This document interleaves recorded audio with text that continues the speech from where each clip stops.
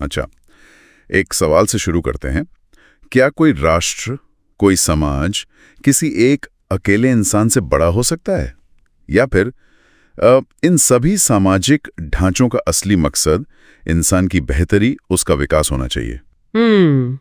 आज की इस गहन चर्चा में हम श्री प्रभात रंजन सरकार के एक खास विचार को समझने की कोशिश करेंगे, सद्विप्र का नव्य मानवतावाद। हाँ, ये एक ऐसा नजरिया है, मतलब एक सामाजिक और दार्शनिक सोच जो पूरी तरह से मानवीय मूल्यों पर टिकी है। और ये चर्चा आधारित है श्री सरकार के सामाजिक प्रवचन, सामाजिक मूल्य और मानवीय मौल्य नीति के कुछ हिस्सों पर। जी हाँ, और हमारा मकसद है ये समझना कि भाई ये जो मानवीय मूल्य हैं, इन्हें सामाजिक मूल्य या रिवाजों से ऊपर क्यों रखा जाना चाहिए। और एक ऐसे समाज की कल्पना करना जहां हर इंसान का, मतलब शारीरिक, मानसिक और आध्यात्मिक, हर तरह से विकास हो सके। बिल्कुल, एक सर्वांगीण विकास। तो फिर इस विचार की जड़ में जाते हैं। देखिए, राष्ट्र हो, शास्त्र हो, समाज, धर्म, इन सब की सार्थकता किसमें है? वो तभी सार्थक हैं जब इंसान को आगे बढ़ने में मदद करें, उसके आत्म प्रकाश में, उसकी संभावनाओं को निखारने में। अगर यही चीजें रुकावट बन जाएं, तो फिर उनका कोई मूल्य नहीं। बिल्कुल, जैसा कहा भी गया है, मनुष्य राष्ट्र से बड़ा है। ये तो सीधी चुनौती है उस पुरानी सोच को कि व्यक्ति समाज के लिए है। हाँ, ये कहता है कि नहीं, समाज व्यक्ति के लिए है, सारी संरचनाएं व्यक्ति के विकास के लिए हैं। जैसे वो रविंद्रनाथ वाली बात है ना, रोटी के बदले पत्थर। हाँ। अगर व्यवस्था पोषण देने की बजाय सिर्फ दिखावटी पत्थर दे तो वो किस काम की? सही बात है। हाँ? तो फिर ये मानवीय मूल्य जिसकी हम बात कर रहे हैं, ये असल में है क्या? देखिए, मानवीय मूल्य का मतलब सिर्फ किसी के सुख दुख को महसूस कर लेना भर नहीं है। अच्छा। ये उससे कहीं गहरा है। हाँ। मतलब किसी की आशा निराशा को सहानुभूति से देखना और उसे सिर्फ एक जीता जागता शरीर न मानकर बल्कि उच्चतम चेतना से जोड़ना। वो प्रज्ञाधन चैतन्य। प्रज्ञाधन चैतन्य मतलब वो विवेक वाली चेतना? हाँ, वही। वो आत्म जागरूक सार जो इंसान को बस एक प्राणी होने से ऊपर उठाता है।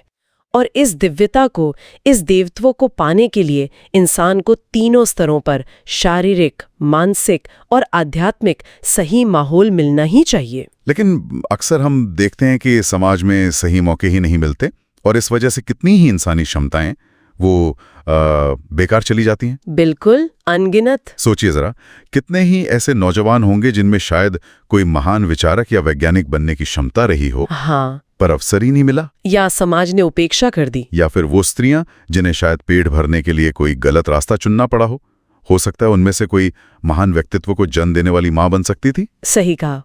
ये मानवीय मूल्य की अनदेखी है, जहां इतनी सारी संभावनाएं बस दबकर रह जाती हैं, खिल ही नहीं पाती। तो यहाँ पर सद्विप्र की भूमिका आती है। जी, सद्विप्र यानी वो लोग जो नैतिक रूप से मजबूत हों, आध्यात्मिक रूप से जागरूक हों और जिनका नजरिया सार्वभौमिक हो। उनका लक्ष्य ही है इस भूलुंठित, मतलब जो मानवता गिर गई है, उसको ऊपर उठाना। अच्छा। और उनका नजरिया बड़ा अलग है। वो किसी को पापी या शैतान कहकर नफरत नहीं करते। वो मानते हैं कि इंसान गलत रास्ते पर तब जाता है जब उसे सही मार्गदर्शन नहीं मिलता और वो अपनी कुप्रवृत्तियों, मतलब अपनी नकारात्मक आदतों के वश में आ जाता है। यहाँ एक बहुत सुंदर विचार है, मेन आर डिवाइन चिल्ड्रन, यानी मनुष्य स्वभाव से देव शिशु हैं, दैवीय है। अगर मनुष्य स्वभाव से देवीय है और गलतियां बस मार्गदर्शन की कमी से होती हैं, तब तो इसका सीधा असर इस बात पर पड़ेगा कि समाज इन गलतियों से निपटता कैसे है। मतलब फिर जोर सजा पर क्यों हो, सुधार पर होना चाहिए ना? बिल्कुल सही। यही सद्विप्र का दृष्टिकोण है।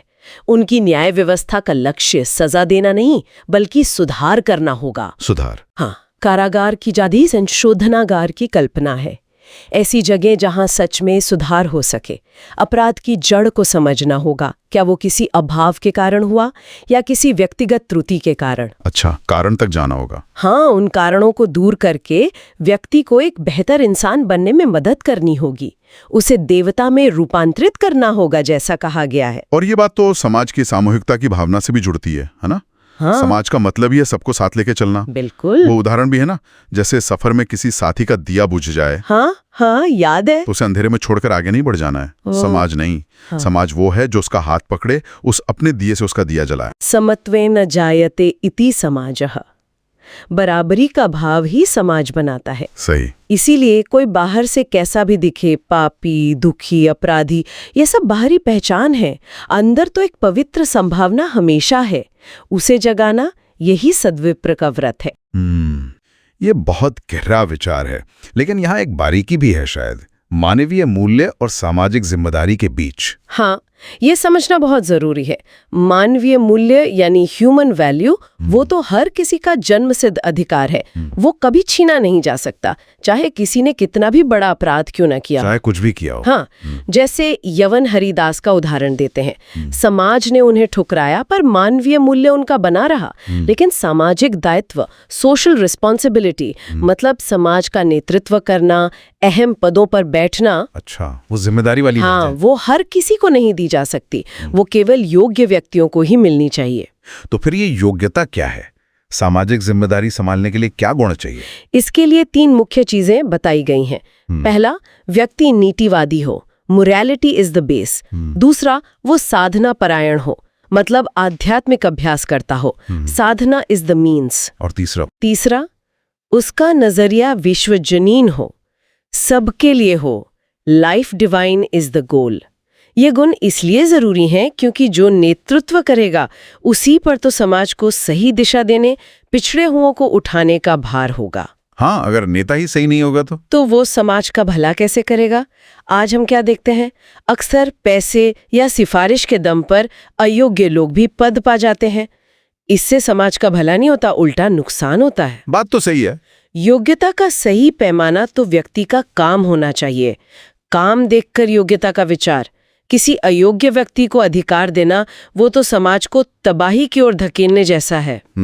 तो कुल मिला के ये जो नव्य मानवतावादी नजरिया है, ये भविष्य की एक बहुत ही आशावादी और प्रगतिशील तस्वीर दिखाता है। हाँ, बिल्कुल। एक ऐसा समाज जिससे सद्विप्र यानी योग्य, नैतिक और समर्पित लोग बनाएंगे, जहां हर इंसान को उसकी असली कीमत, उसका खोया सम्मान वापस मिलेगा, जहां जीवन सार्थक लगेगा। जी, ये नव्य मानवतावाद पर आधारित समाज का एक वादा है, एक लक्ष्य है। तो अगर संक्षेप में कहें तो ये पूरा दृष्टिकोण सामाजिक ढांचों या नियमों के बजाय इंसान की अपनी क्षमता, उसके कल्याण, उसकी संभावनाओं को सबसे ऊपर रखता है। हाँ, और ये सजा की जगह सुधार पर जोर देता है, नफरत की जगह सहानुभूति पर, बहिष्कार की जगह सबको साथ लेकर चलने पर, समावेश पर।